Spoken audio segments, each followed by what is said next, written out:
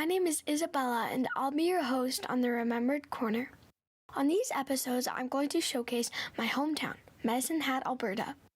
Medicine Hat is a place that's very near and dear to my heart. It's where I was born and it's where I call home today. And I'm excited to share with you some of the reasons why I love it so much. Whether you're a lifelong resident of Medicine Hat or just discovering it for the first time, these episodes are for you. So sit back, relax, and enjoy. In the west of Canada, you will find the province of Alberta, which is one of the 3 prairie provinces. Alberta is renowned for its natural beauty and boasts 6 UNESCO-designated World Heritage Sites. Located in the southeast corner of Alberta, you will find the city of Medicine Hat. It's not uncommon for smaller cities or towns to be overshadowed by larger cities. Medicine Hat, Alberta is no exception. However, this doesn't mean that Medicine Hat is forgotten. It is a vibrant city with a rich history, culture, and natural beauty. I want to showcase some of the many attractions that make this place special on these episodes. While it might not receive as much attention as larger cities, Medicine Hat has much to offer and should not be forgotten, but instead remembered. Hi everyone, today I'm going to be going to the Miywasin Centre and I'm going to be interviewing Addison. We're going to find a bit about what they do, a bit about their culture, the indigenous culture, and I'm excited to find out like what they do with the kids and the elders. So yeah, I'm really excited for this interview. So let's go, guys.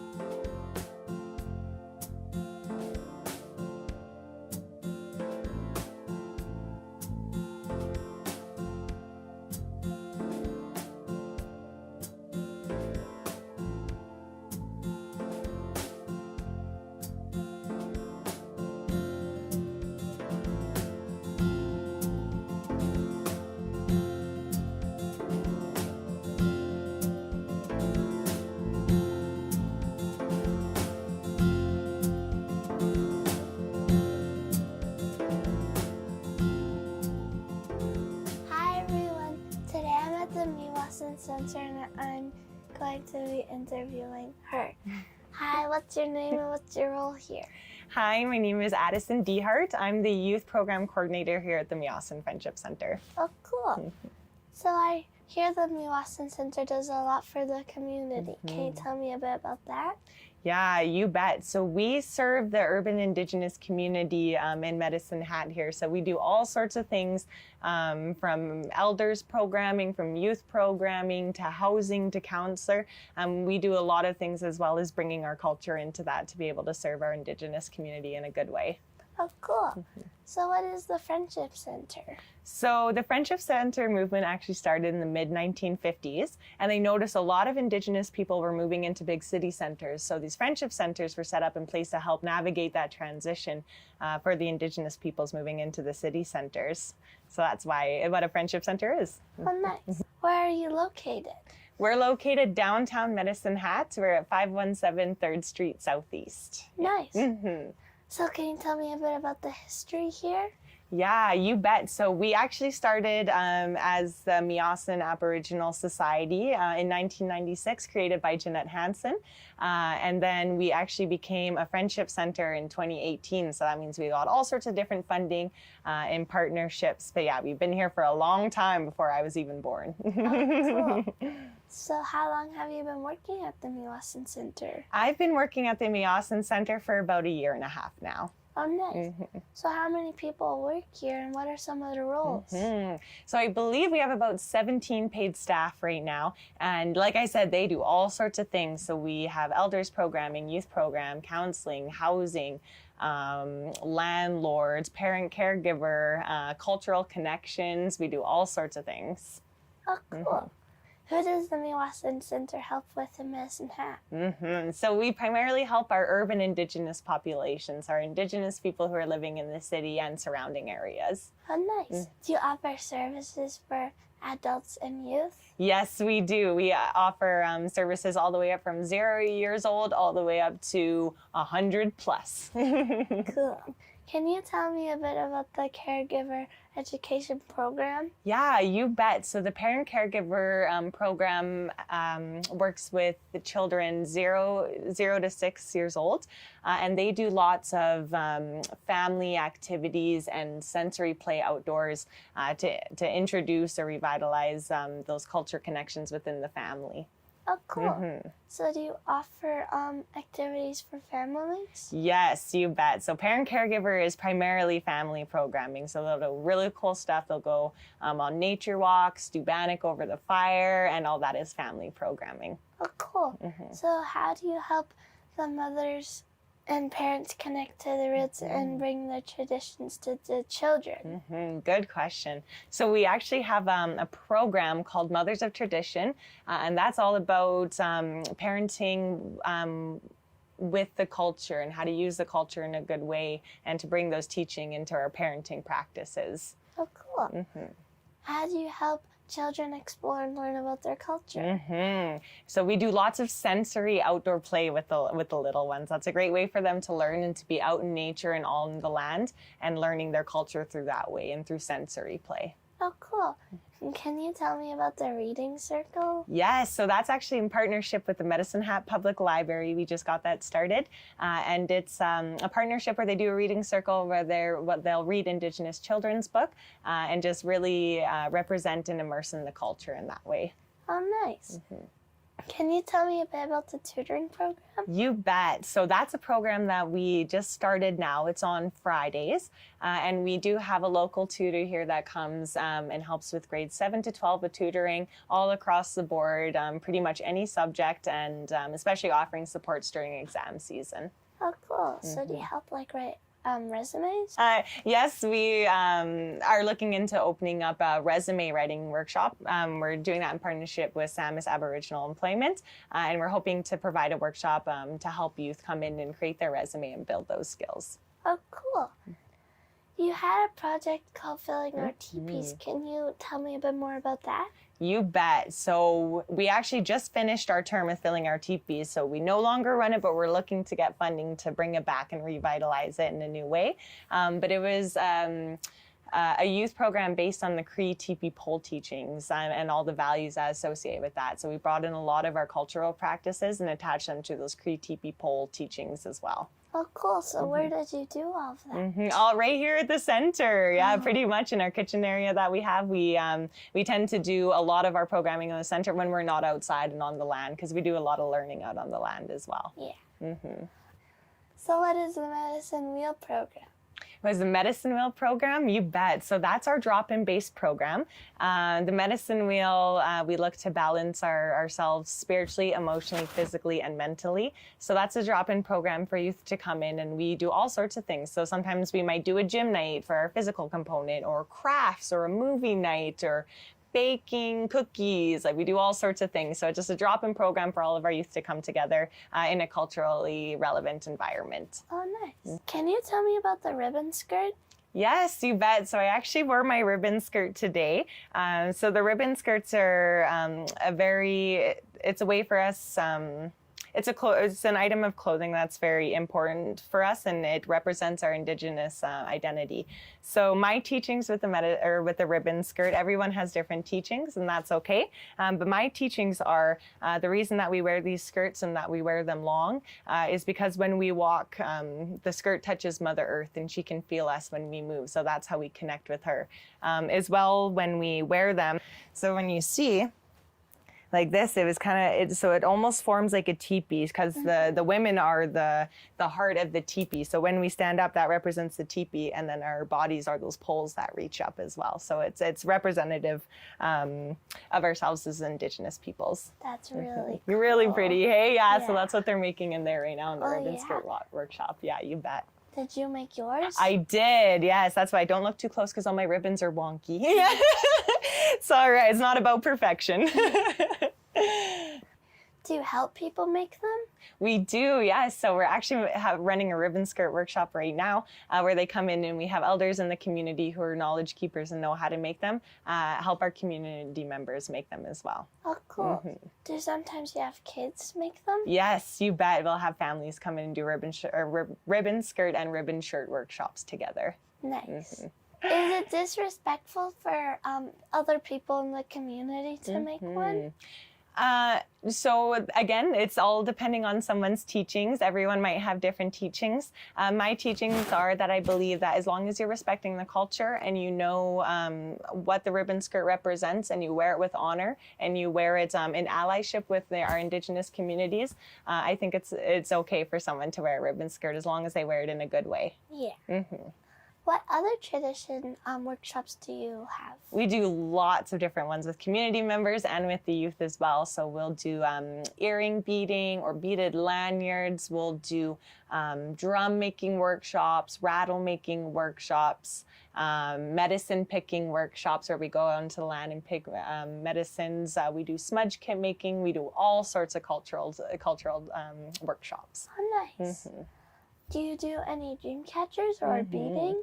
We do. Like I said, I know we talked. I'm not the one to teach the Dreamcatcher lessons, but we have wonderful community members who have those teachings and will come in and teach the community that. Oh, cool. I'd like to know a bit more about the Culture and Wellness program. Can you tell me a bit about the drumming circle program? So that, I believe, is every Monday morning. Our cultural connector holds a drumming workshop, and it's either with the drums that they made in a previous workshop, or we supply drums. And we come together and we sit in a drumming circle and we practice multiple different songs from all sorts of nations. Oh, cool. This one's hard to pronounce. What is Bannock? Bannock, yes, absolutely. So Bannock is a food eaten by a lot of Indigenous communities. And then we also hold a Bannock and tea program as well, where we come together, share a meal, share some tea, and have some Bannock together. And it's just to socialize and catch up and see how everyone's doing and make those connections. Oh, cool. So what's in Bannock? So Bannock is only 3 ingredients usually: baking powder, flour, and water. Some people make their Bannock different. Sometimes there's super secret family recipes that they pass down. They might add a bit extra, but it's, for the most part, it's those 3 main ingredients. Oh, cool. So is it kind of like a soup? It's like a bread. Yeah, so you can bake it or you can fry it in oil. Sometimes with the youth, we'll do Bannock over the fire, or you can wrap Bannock around the hot dog, so it's like a bun. Yeah, definitely. You should try it one time. It's really good. Yeah. I see that some days you have an AHS, Outreach Medicine Hat Service Program. Can you tell me a bit more about that and how it works? Yes, you bet. So we have AHS medical workers and their nurse practitioner come in, and they're able to, just to provide minor treatments, whether that's wound care or give medical advice. I believe they're at the center here every second Friday to help clients on a walk-in basis if they have any concerns or need help medically. Oh, nice. So do you help any of the elders here? Yes, you bet. So we have an elders program. Our elders are very important in the community, so we always want to make sure that we're treating them right and with respect. We have a seniors program where they do all sorts of fun things. They play bingo. They go on field trips. They always have really good snacks in there. And then we also have a grocery gift card program for the elders.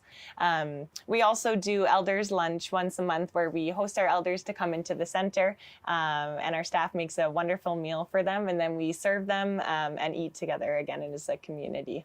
Oh, nice. Do you assist with genealogy and help people find their heritage? So we do have a volunteer with our Métis Local 8 district that comes in, and she helps with Métis citizenship. So she's able to work with genealogy and help fill out that application as well. And she works right out of the center as well. Oh, cool. So can you tell me about the recreation services that you offer? Yeah, I'd say most of our recreation comes in the youth and family program. So we'll do fun things like family swim. We'll go to the Big Marble Go Center and we'll all go swimming, go to Echo Dale and have a beach day out there, and just really try and stay physical and keep our bodies active as well. Nice. So do you provide any traditional food? Or help with any meals programs? So we do offer traditional meats. We have meats like bison meat that we offer for clients, and they just need to talk to us at the office to request those. How do you keep the language alive here? So there's lots of different languages in our community that's very important to keep every single one of those languages alive. So we have done in the past, we've done language workshops. So whether that be a Cree language workshop, a Blackfoot language workshop, a Ojibwe language workshop. There's also Michif workshops, which is the language of the Métis people. So doing workshops like that is really, really important to our language because language is such a huge part of our culture. So we always try and maintain that and revitalize it. Nice. The writing any different? The writing is. So they obviously didn't have an English alphabet like we have today. So a lot of them will use symbols and different types of symbols that you'll see. Like the Cree use their Cree symbols, and that's how they write their language. Traditionally, though, we'd never wrote down our language or our stories. It was all oral communication, so through storytelling. So the written language is actually a newer development in a lot of Indigenous communities because it used to just be word of mouth. That was how we would share our stories. Cool. Do you assist with helping people find housing in the community? Yes, we do. So we have workers who will go out and help our clients navigate finding the housing process, whether that be filling out the paperwork or helping with the damage deposits. And they will also assist our clients in going out into communities and other support centers and assist them through their processes as well. Oh, cool. So the other day when I was driving to swim, I saw these teepees all set up by the college. Yes. Can you tell me a bit about that? You bet. So that is the School District 76 is putting on this event called Kiskakemowin. So that happened early May, and we're in partnership with them. And what Kiskakemowin, so Kiskakemowin in Cree means sharing good teachings. And what that event is for is to be able to bring in all the grade 4s from the public school districts to come and learn about the different Indigenous cultures that we have in this area. Oh, nice. Do you work with any other organizations in the community? Yes, yeah. Community connection is a really big part of what we do. We have lots of community partners. Some of our Indigenous community partners that I think of are the Firekeepers Women's Society, the college support, Indigenous support at the college. There's also the Coyote Council with the college. We do a lot with them. And then a lot of community members like Community Housing, City of Medicine Hat, Samus Aboriginal Employment, and a lot more. Do you have volunteers who help out with that? Because that's a lot. Yeah, it is. Yeah, we have amazing volunteers in our community that help us out with lots of things, whether that could be community events or casinos. They will run our casinos for us, and that's a big source of income for us. So we're always grateful for our volunteer help. Nice. So do you get lots of volunteers?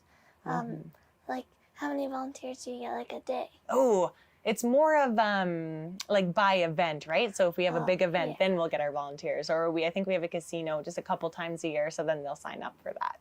When those big events happen, do you kids volunteer? Or is it just more old people like my dad? So we do have kids that help volunteer, especially at our events, whether that be serving the elders, right? That youth and elder connection is really important.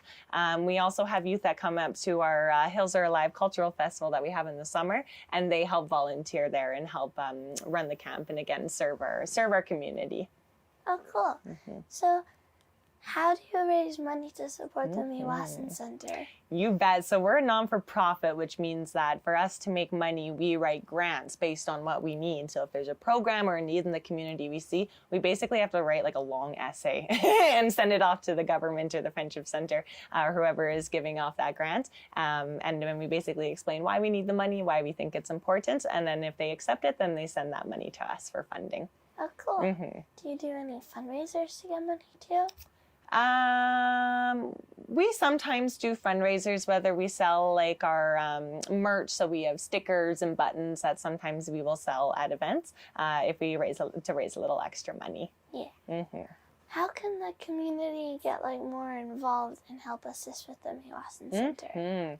I find our spacing is a really big thing for us. As you can see, we're not in a huge center, so we're always very thankful for the community centers that let us come and access their space as a non-for-profit. And for the greater community as a whole, I would just say try and make it to some of our events that we hold, right? I find the best way to really understand our different Indigenous cultures is to go and partake in the ceremonies or the cultural events that we have going on. It's a really good way to learn. Oh, cool. So what are some of the challenges for that Indigenous face? So Medicine Hat is really cool because we're actually a border town between Treaty 7 territory and Treaty 4. So we are actually a meeting ground for a lot of different Indigenous peoples. So we have lots of different groups here.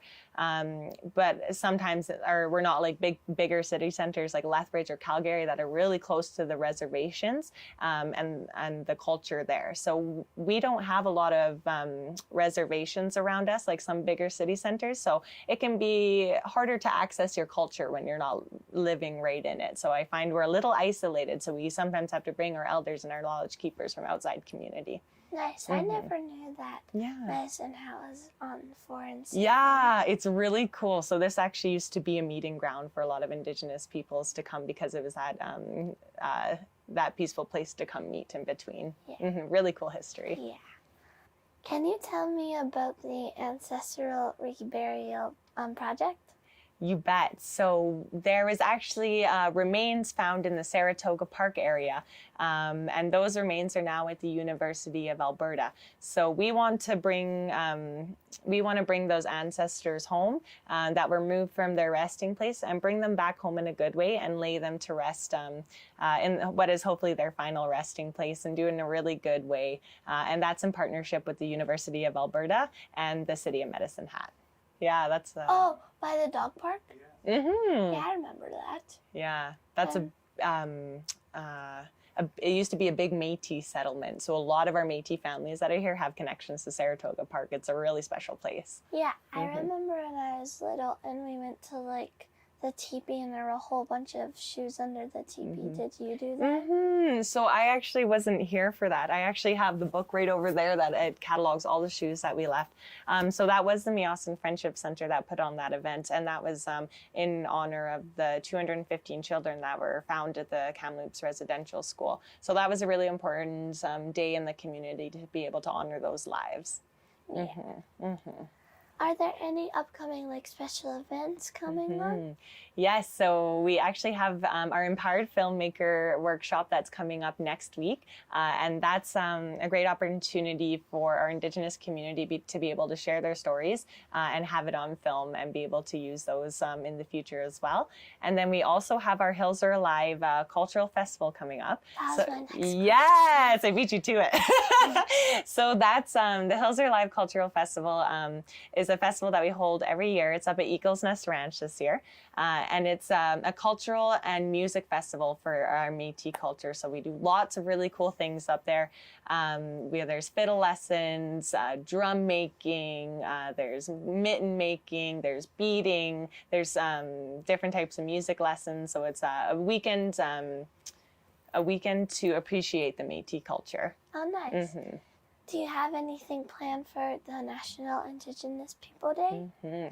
So usually Samis Aboriginal Employment is the one who sets up all those really cool teepees again in Kin Park for National Indigenous Peoples Day. And the Miywasin Centre goes and supports, and we set up our booth and we give out information to the community and support. Yeah. what is like the best part about working here at the Miywasin Center? It's a good question. The community is everything here, and not just in the workplace, it's also within the outer communities as well. It's amazing to connect with the clients and the workers that we have here, and being able to connect and revitalize culture is an amazing part of this work. Oh, nice. So what's the best part about your job? Best part about my job, well, I work in the youth program, so we get to do lots of really cool things. So I think the best part for me is when we get to go out into the land and have fun, but also learn our different cultures in that way as well. Yeah, and what's the most challenging part of your job? Oh gosh, that's a really good question. I'd say the most challenging part is seeing all the need in our indigenous community that we need, and doing our best to try and fill every need that we can to support our community. But yeah, it can be a hard job sometimes. It's going to be a lot. Yeah. This sounds like lots of work. What do you do to take a break from it? Good question. So again, being out on the land for me is really healing. I find that's a good way for me to practice my mindfulness and just let go of any worries that I have. I also smudge. That's a really big part of my practice with my traditional medicines, and that really does a lot for my mind, body, and my soul. And then I really like to play sports. I like playing basketball. I like playing soccer. So I find that physical component is really important to me personally. Yeah. Is there something that I did not ask you that you maybe want to tell me? No, I think you asked me everything and more. You covered a lot, which is awesome. Your questions are great. Thank you. So where can the people in the community find more about like what you do here? How can they find more? So I'd say one of the best ways to find out what we're doing is on our Facebook page. It is Miywasin Friendship Centre on Facebook. And we also have a newsletter that we send out every month with all of our program activities and calendars that you can check out. And then we also have a website as well if you need any more additional information. Or just call the office, give us a call and talk to us. We're always happy to answer questions. Nice. Do you have any questions for me? No, I feel like I interviewed you before the cameras came on. No, I just want to say that you're doing amazing work and you do a wonderful job at it. And thank you for picking us. I'm very honored that you would come to our center and let us share a little bit about what we do, because it's really important to us. Thank you.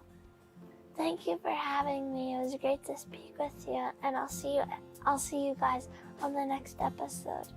Bye. Bye. Oh my gosh, you did amazing. You feel how sweaty my hands are? I'm so nervous. Hi guys, so I just finished up my interview with Addison and I really enjoyed it. I learned so much about their culture, about what they do, some of the activities they do with the younger kids and the elders, and I really liked her dress that she was wearing, her ribbon dress, because as she was saying, it does look a lot like a teepee, and like that's her body. I can kind of even picture it, which I think is really cool. So thank you so much, Addison. I really appreciated it. Bye.